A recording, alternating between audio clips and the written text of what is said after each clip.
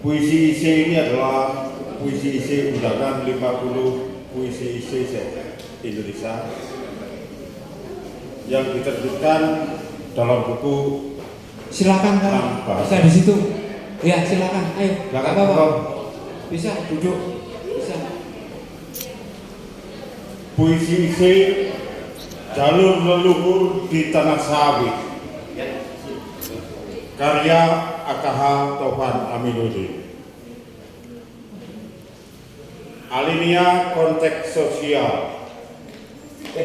Sumatera tidak hanya kehilangan hijau hutannya, tetapi juga memori para penjaganya.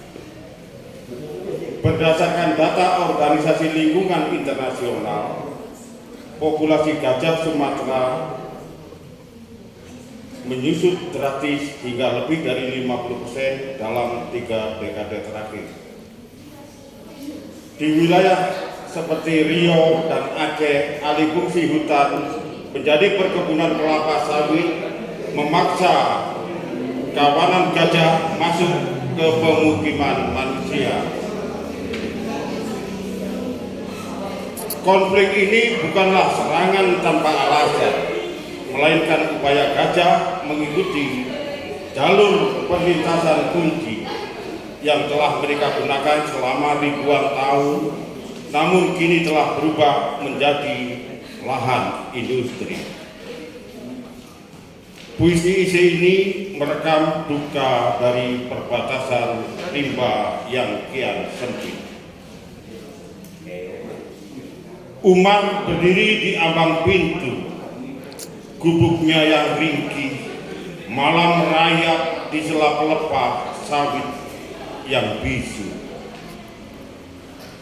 Di kejauhan ia mendengar debum melangkah yang berat, seperti detak jantung bumi yang sedang demam.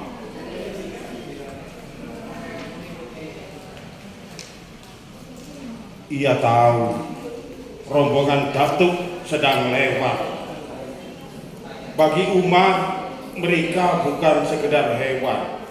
Mereka adalah pemilik sah setapak tanah ini.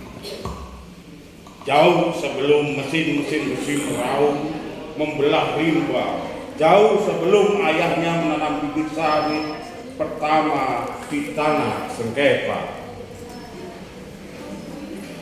Mereka punya peta di kepala Mars, visi almarhum ayahnya dulu.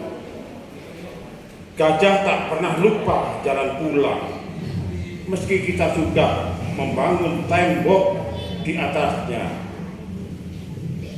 Namun semalam amarah pecah di batas desa. Bara obor menari-nari, teriakan manusia membelah sepi.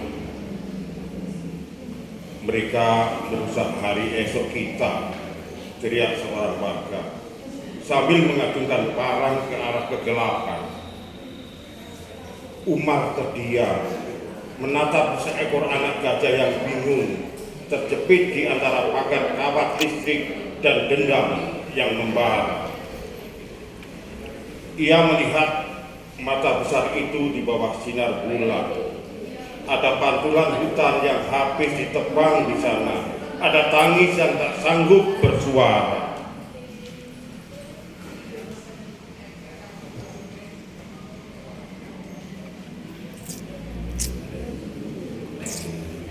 Sang induk meraung. Suaranya menggetarkan tulang-tulang umat. Itu bukan raungan perang, tapi sebuah pertanyaan yang menusuk langit. Kemana perginya pohon-pohon rindang yang dulu menyusui moyang kamu? Pagi harinya Umar menemukan kesunyian yang mencekam. Di tepi parit yang baru digali, sang datuk rebah tak bernyawa. Mulutnya berbusa, sisa nangka racun masih terselip di gusi. Manusia menangis karena kebunnya lumah, tapi alamnya menangis karena sejarahnya tamat. Umar berlutut di samping, Bangkai raksasa yang malang itu disentuhnya kulit kasar yang kini dingin membeku. Ia merasa tangannya ikut berlumuran dosa. Bukan karena ia yang menabur racun, tapi karena ia diam saat rumah sang datuk perlahan dicuri.